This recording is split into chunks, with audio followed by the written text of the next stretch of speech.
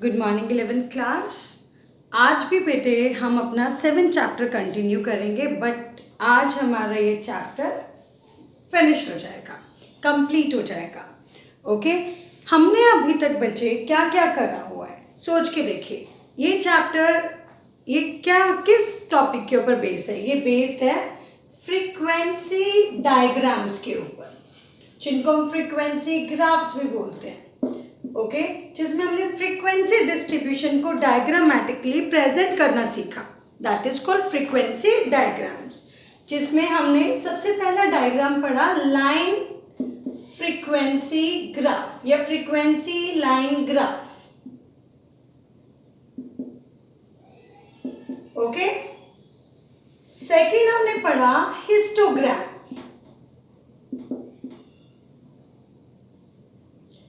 Third हमने पढ़ा frequency polygon. Okay, fourth हमने पढ़ा, कल हमने थोड़ा सा व्यू पॉइंट लिया फ्रीक्वेंसी कर्व का। ओके, आज हम प्रॉपरली फ्रीक्वेंसी कर्व का एक एग्जाम्पल कर देखेंगे और एक हम last topic, last type of diagram हम समझेंगे under 7th chapter, that is Ogilvy curves.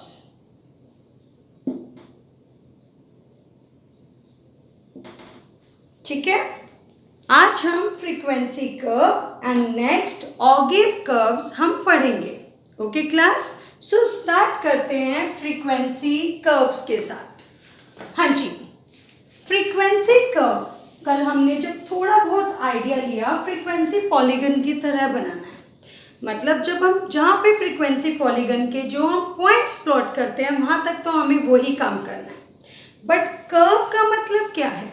Curve का मतलब होता है बेटे, अगर मैं इसका डिक्शनरी मतलब समझूं तो कर्व का मतलब होता है फ्री हैंड ज्वाइन करना, कर्व के वे में फ्री हैंडली ज्वाइन करना, स्मूथ वे में।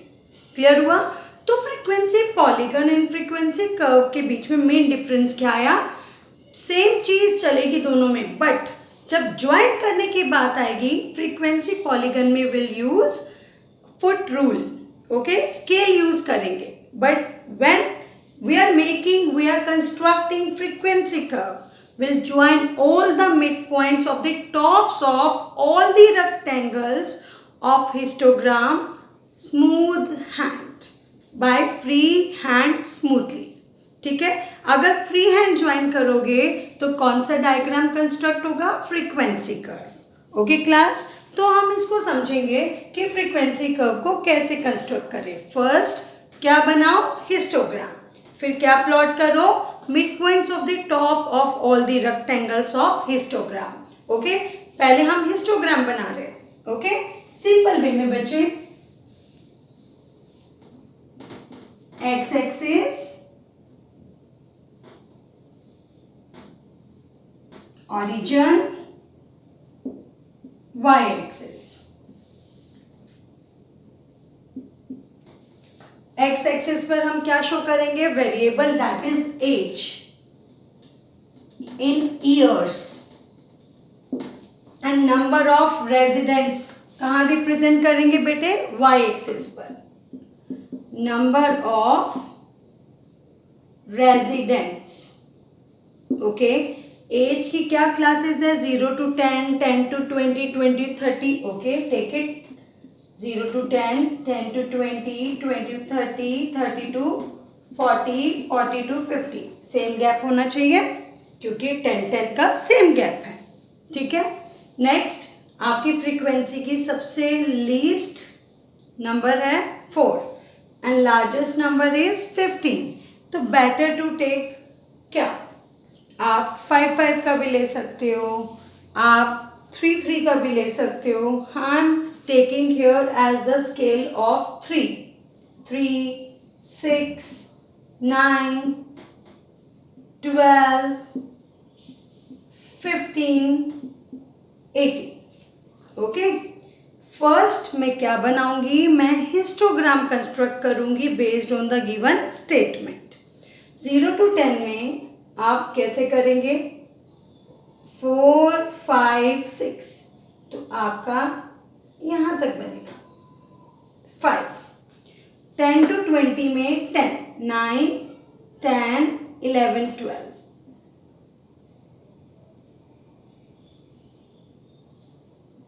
इस तरीके से बनाऊंगी 10. नेक्स्ट 20 to 30, 15 बनाते जाइए 15. Next 30 to 40, 7, 5, 6, 7, 7. Last 40 to 50 is 4, 3, 4.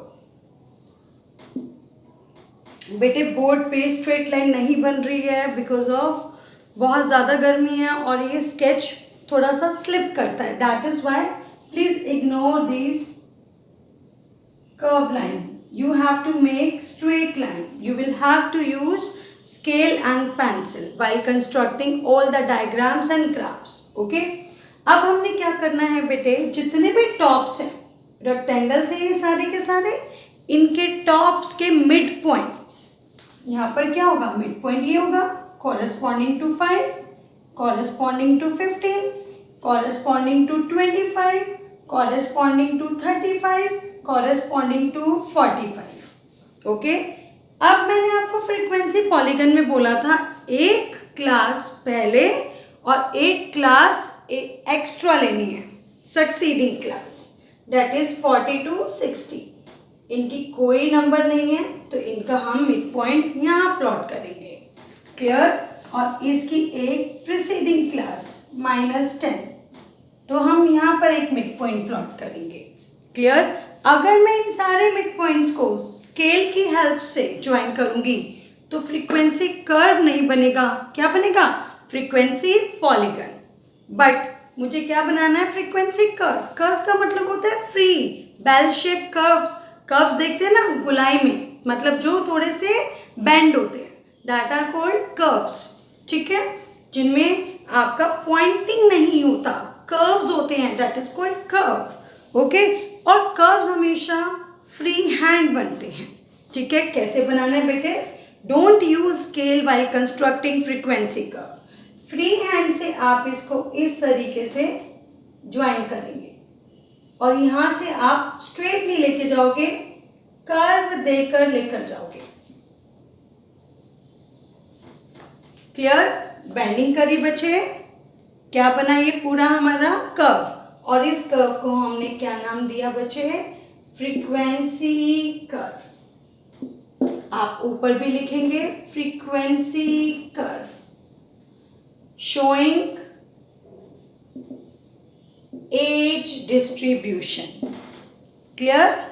This is the way how to construct frequency curve. Okay class, अब हम लास्ट टॉपिक करेंगे अपनी बुक का, लेकिन हम डायग्राम्स की हेल्प से बहुत तरीके की एवरेजेस काउंट कर सकते हैं, एवरेजेस कैलकुलेट कर सकते हैं. हालांकि कैलकुलेट ना बोलूँ, एस्टिमेट बोलूँ तो ज़्यादा बेटर होगा. क्यों? हमें डायग्राम्स के वे से एग्जैक्ट वैल्यू नहीं पता चलती, बट हमें राउंड ऑफ पता चल जाता है, कि एस्टिमेट पता चल जाता है with the help of diagrams कि मीडियन की वैल्यू क्या होगी, मोड की वैल्यू क्या होगी. ठीक है, तो हम बनाएंगे. अब आप लोगों ने हिस्टोग्राम बनाना सीखा, हिस्टोग्राम की हेल्प से हम मोड एवरेज को कैलकुलेट करते हैं. Clear everyone? बट मैं अभी नहीं कराऊंगी बेटे. क्यों? क्योंकि जब भी मैं आपको एवरेजेस कराऊंगी, आपको हिस्टोग्राम बनाना आता है, तभी मैं उसका diagrammatic way to find out mode as an average calculate करना सिखाऊंगी. अभी जस्ट हम बेसिक डायग्राम्स ही करेंगे. ओके क्लास, अब हम करेंगे बच्चे ऑगिव कर्व्स. अब ऑगिव कर्व्स क्या होते हैं? ऑगिव कर्व्स होते हैं बेटे, इनका दूसरा नाम है क्यूमुलेटिव फ्रीक्वेंसी कर्व. अब हमने कंटिन्यूस सीरीज में बाकी सब सीरीज को हम एक्सक्लूसिव सीरीज में कन्वर्ट करके हिस्टोग्राम की हेल्प से रिप्रेजेंट कर देते हैं डायग्रामेटिकली. ठीक है, बट एक अलग से मेथड है, एक अलग टाइप ऑफ डायग्राम्स है in order to construct cumulative frequency series. ठीक है, अब क्यूमुलेटिव फ्रीक्वेंसी सीरीज को जब मैं अलग से एक डायग्राम की हेल्प से रिप्रेजेंट करती हूँ, उनको या तो मैं ऑगिव कर्व्स बोलती हूँ या क्यूमुलेटिव फ्रीक्वेंसी कर्व्स। अब बेटे प्लीज पे अटेंशन, कर्व्स नाम है। मैंने बार बार बोला जैसे फ्रीक्वेंसी कर्व में हमने स्केल की हेल्प नहीं ली in order to join the mid points. हमने क्या यूज करा? फ्री हैंड से स्मूथ कर्व बनाया। इन द सेम मैनर ये भी ऑगिव कर्व्स हैं। बेसिक चीजें जो क्यूमुलेटिव फ्रीक्वेंसीज को रिप्रेजेंट करके पॉइंट्स आएंगे, पॉइंट्स प्लॉट करोगे आप लोग, उनको फ्री हैंड ज्वाइन करना है स्मूथली। क्लियर हुआ? सिंपल सी बात है बेटे। क्यूमुलेटिव फ्रीक्वेंसी सीरीज के डेटा को जब हम डायग्रामेटिकली पॉइंट्स के थ्रू ग्राफ पेपर पर रिप्रेजेंट करेंगे और उन पॉइंट्स को अगर हम फ्री हैंड ज्वाइन करेंगे स्मूथली, जो भी कर्व बनकर आएगा दैट इज कॉल्ड ऑगिव कर्व या cumulative frequency curve. Okay, so come to the definition part of it, that is it is the curve which is constructed by plotting. क्या plot करते हो? Cumulative frequency data किसके ऊपर? On the graph paper. In how? In the form of smooth curve. Curve का मतलब क्या है? आप स्मूथ कर्व बनाओगे फ्री हैंड से। ठीक है, अब जैसा कि हमने types of series chapter number 4 में पढ़ा था, there are 2 types of cumulative frequency series, less than cumulative frequency series, more than cumulative frequency series. हमने वहाँ पर बहुत अच्छे से क्लास वाइज, वीडियो वाइज समझा, क्लास वाइज काफ़ी प्रैक्टिस करी थी। अगर मेरे को वो कंसेप्ट नहीं आएगा तो मैं ये कंसेप्ट बिल्कुल भी नहीं कर पाऊँगी। सबसे पहले मुझे बहुत अच्छे से अपने बेसिक्स को स्ट्रॉन्ग करना पड़ेगा। ठीक है, क्यूमुलेटिव फ्रीक्वेंसी सीरीज 2 तरीके की है, तो 2 तरीके से ही कौन से कर्व्स बनेंगे? ऑगिव कर्व्स बनेंगे। एक लेस देन मेथड से, एक मोर देन मेथड से। अगर मैं लेस देन मेथड से बना रही हूं तो इसको मैं बोलूंगी लेस देन ऑगिव कर्व। क्या बोलूंगी बच्चे? Less than ogive curve. If I'm constructing ogive curve with the help of more than method, then the curve comes as more than ऑगिव curve. Okay? अब हम 1 by 1 सबसे पहले हम लेस देन ऑगिव बनाएंगे, फिर बनाएंगे मोर देन ऑगिव। कभी कभार हमें दोनों ऑगिव कर्व्स एक ही ग्राफ पे प्लॉट करने होते हैं, तो वो कैसे करेंगे? ओके क्लास, तो अभी मैं आपके सामने एक एग्जाम्पल के रूप में कराने जा रही हूँ। Just wait. हाँ जी क्लास, मैंने आपके सामने एक एग्जाम्पल लिखा है। अब हम सबसे पहले बनाएंगे less than type of ogive curve. It means हम क्या बनाएंगे बेटे? Less than ogive curve. अब इसका नाम ही बता रहा है कौन सी सीरीज बनेगी? Less than cumulative frequency series. और ये कौन सी सीरीज गिवन है? Normal series. Wait, sorry for the interruption. Now back to our work. आपको क्वेश्चन की स्टेटमेंट में क्या गिवन है बच्चे? Exclusive series, simple series given है। इट मीन्स अगर हमें less than ogive curve construct करना है तो हमें सिंपल सीरीज को सबसे पहले किस में कन्वर्ट करना पड़ेगा? Less than cumulative frequency series, जो हम ऑलरेडी कर चुके हैं। ठीक है, सबसे पहले आप क्या बनाओगे बच्चे? Less than cumulative frequency series. Okay, variable is marks, और यहां पर कौन सी फ्रीक्वेंसी लोगे? Cumulative frequency. ना फर्स्ट क्लास क्या है बेटे? 0 to 5। अब क्लास 0 से तो ज्यादा है, 5 से कम। हमें कौन सी वाली बनानी है? कम वाली। इट मीन्स मैं फर्स्ट क्लास की जगह पर क्या लिखूंगी? Less than 5। ठीक है, नेक्स्ट क्लास क्या है? 5 to 10। 5 से ज्यादा, 10 से कम, तो मैं क्या लिखूंगी बेटे? Less then 10। सेम वे में less than 15, less than 20, less than 25, less than 30, less than 35, less than 40. ठीक है. अब आप देखेंगे ये जो नंबर्स हैं ये कौन से लिमिट्स रिप्रेजेंट कर रही है, whether it is representing lower limits और अपर लिमिट्स. आप खुद देखिए 5 से शुरू है, ये तो 0 से शुरू है लोअर लिमिट, 5 से शुरू क्या है अपर लिमिट्स. इसका मतलब हम जो क्यूमुलेट करेंगे हमारा फ्लो होगा from top to bottom, because less than frequency series किसके ऊपर बेस्ड होते हैं, they are represented on the basis of upper limits of the class intervals. So हम क्यूमुलेशन ऊपर से नीचे की तरफ करेंगे, दैट्स व्हाई. सबसे पहला फ्रीक्वेंसी क्या है 4. नेक्स्ट क्या हो जाएगा 4 तो है ही. दूसरा नंबर फ्रीक्वेंसी का क्या है 6, दैट मीन्स 10. क्यूमुलेट करना है मतलब ये सारी चीजें एक एक करके मतलब नेक्स्ट में ऐड होती जाएंगी, क्यूमुलेट होती जाएंगी, इकट्ठे होती जाएंगी. फॉर एग्जाम्पल 2 बच्चे मेरे पास आए, मैंने बोला 2 बच्चों के साथ अब 4 बच्चे मतलब लाइक टीम बनाओ 4 बच्चों की. तो 2 तो ऑलरेडी थे ना, 2 और आए तो it means it is called cumulation. In the same way हम यहाँ पर भी कर रहे हैं. अब ये 10 तो है ही, नेक्स्ट नंबर हम क्या ऐड करेंगे बच्चे 10. ये कितने हो गए अभी तक 20.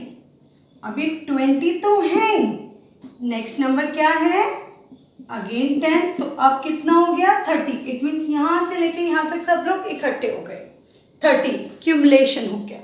अब 30 तो है ही, नेक्स्ट नंबर क्या है बच्चे 25, दिस कम्स 55, 55 तो है ही, नेक्स्ट कम 22, दैट कम्स 77. अब 77 में नेक्स्ट क्या आएगा 18, दिस विल कम 95, 95 में नेक्स्ट नंबर क्या आएगा 5, this will come 100. Clear everyone. अब हमें इस वाले स्टेटमेंट की जरूरत नहीं है. It means less than ogive curve बनाने के लिए हम कौन सा डेटा यूज करेंगे, less than cumulative frequency series का. Clear everyone. मैं इस स्टेटमेंट को यहाँ पर लिख रही हूँ ताकि मेरा यहाँ पर स्पेस मैनेज हो जाए, हम कर्व अच्छे से समझ पाए. Okay yes class. अब मैंने ये डेटा जो मैंने निकाला था, मैंने कैलकुलेट करी थी कौन सी series, less than frequency series, यही बना था. अब हम इसके बेसिस पर क्या कंस्ट्रक्ट करेंगे, less than ogive curve. Same way में बनाने बेटे, पहले लिखना आप क्या बना रहे हो, less than ogive curve. Okay X axis origin, Y axis 0 क्या है 5, 10, 15. सिंपल वे में मुझे क्या करना है, स्केलिंग करनी है. इक्वल है 15, 20, 25, 30, 35, 40. ठीक है 40 तक है बच्चे, क्योंकि लेस देन 40 है तो लास्ट क्लास क्या होगी 35 to 40. ठीक है. यहाँ पे क्या ले रही हूँ बच्चे, मैं मार्क्स को रिप्रेजेंट कर रही हूँ. और यहाँ पर मैं वाई एक्सिस पर किसको रिप्रेजेंट कर रही हूँ बेटे, वाई एक्सिस पर मैं रिप्रेजेंट कर रही हूँ नंबर ऑफ स्टूडेंट्स को.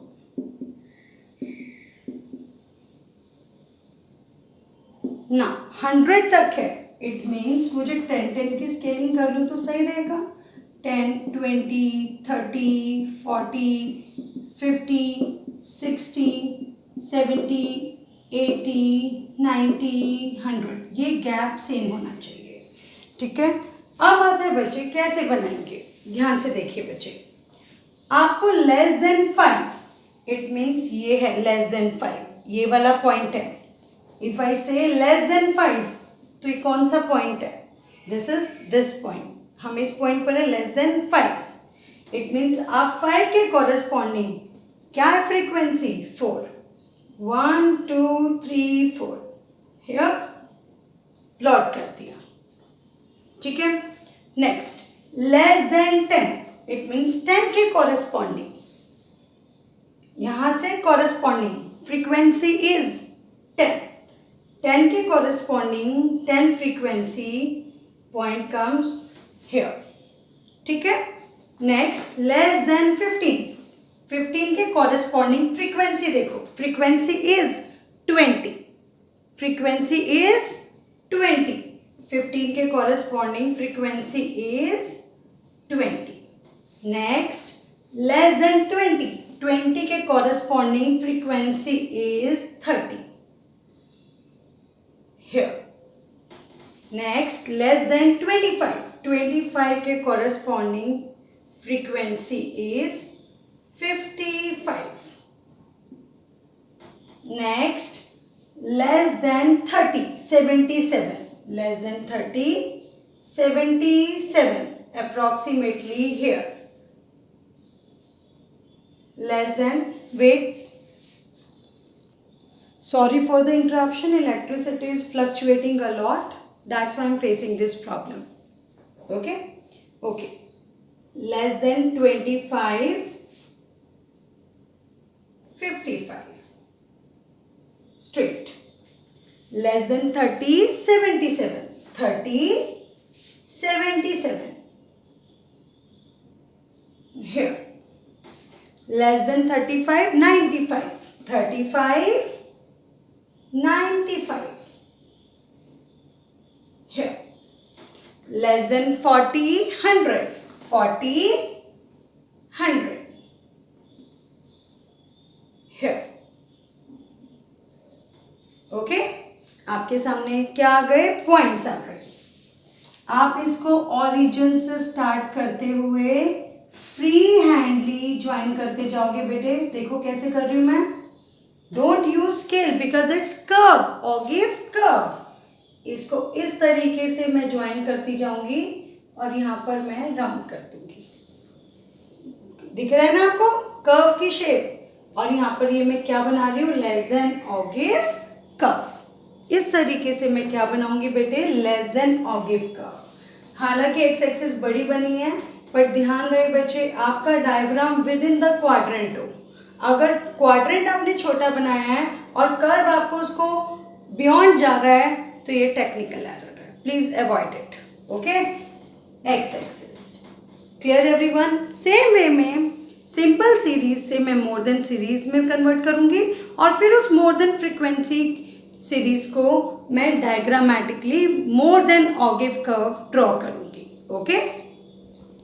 यस क्लास, मैं सेम एग्जाम्पल यूज कर रही हूँ जो मैंने लेस देन ऑगिव कर्व में करा था. आपके सामने एक्सक्लूसिव सीरीज है. आप इसको किस में कन्वर्ट कर लोगे बेटे? More than marks cumulative frequency. ठीक है.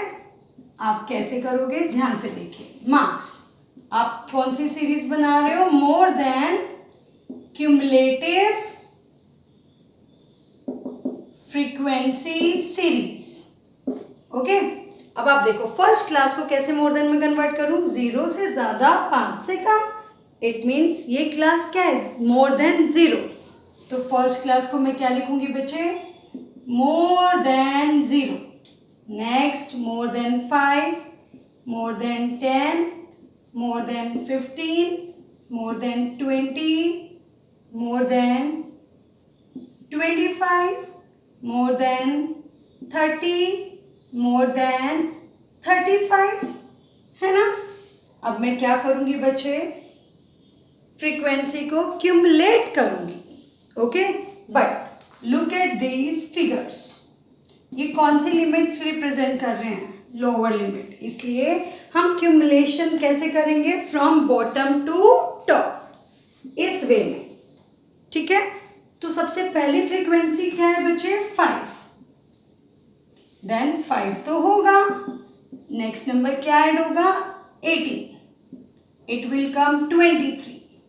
अब 23 तो होगा. नेक्स्ट नंबर क्या ऐड होगा? 22. This will come 45.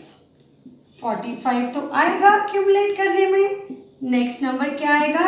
25. This will come 70. Next 70 plus 10 comes 80. 80 plus 10, 90. 90 plus 6, 96. 96 plus 4, 100. Clear? ये हमने क्या बनाई? More than cumulative frequency series. हाँ जी, अब बनाएंगे more than ogive curve. Title लिखिए बेटे, क्या बना रहे हो आप? More than ogive curve. ठीक है, हम ये वाला डेटा यूज नहीं करेंगे। हम कौन सी सीरीज को रिप्रेजेंट करेंगे? More than cumulative frequency series. Simple way में क्लैरिटी के साथ डायग्राम बनाइए बच्चे। X axis origin, Y axis 100 तक है तो वाई पर तो मैं 10 की स्केलिंग कर लूँ। 20, 30, 40, 50, 60, 70, 80, 90, 100। ये क्या है? Number of students. तो मैं वाई एक्सिस पर क्या मेंशन करूंगी? Number of students. ओके, और एक्स एक्सिस पर मैं वेरिएबल रिप्रेजेंट कर रही हूँ, दैट इज मार्क्स। मार्क्स क्या है? 0, 5, this is more than 5, more than 0, more than 5, more than 10, more than 15, more than 20, more than 25, more than 30, more than 35 और ये लास्ट में more than 40। हालांकि more than 40 नहीं है। ठीक है, अगर मैं यहाँ पर more than 40 लेती तो वो क्या होगा? 0। ठीक है, ये बताऊंगी क्यों लिया आगे। ध्यान से देखिए बेटे, फर्स्ट क्या है? More than 0। 0 हियर, इसमें कितनी आपकी फ्रीक्वेंसी है? 100। 0 के कोरस्पॉन्डिंग 100। फर्स्ट पॉइंट प्लॉट हो गया। Next, more than 5। 5 के corresponding, because it is more than 5, क्योंकि मैं क्यूमुलेटिव फ्रीक्वेंसी सीरीज प्लॉट करने जा रही हूँ, उसके डेटा को प्लॉट कर रही हूँ। More than 5, frequency is 96. 5 के corresponding 96. Next, more than 10, frequency, cumulative frequency is 90. Here, more than 15, frequency is 80. More than 15, frequency is 80. More than 20, frequency is 70. More than 20, frequency is 70. Fine. More than 25, cumulative frequency is 45. More than 25, cumulative frequency is 45. Next, more than 30, frequency is 23. Somewhere here. Next, more than 35, frequency is 5. Okay, मुझे यहाँ पर इसको x axis से touch करना है। Clear हुआ बच्चे? नहीं भी करोगे तो भी चलेगा, करोगे तो भी ठीक है। ठीक है, अब मैं क्या करूंगी बच्चे? इसको फ्री हैंड ज्वाइन करूंगी।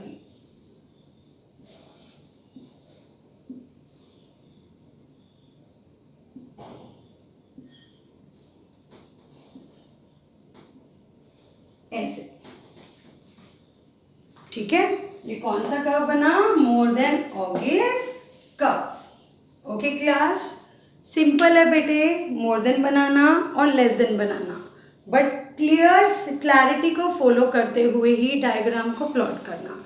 अदरवाइज बहुत मतलब एनालाइज करना, समझना, अगर डायग्राम क्लियर नहीं है तो बहुत मुश्किल हो जाता है, तो मार्क्स डिडक्ट हो सकते हैं। जो बच्चे without scale and pencil diagram बनाते हैं उनके भी मार्क्स डिडक्ट प्रॉपर होते हैं। So follow the general rules while constructing diagrams और ग्राफ्स।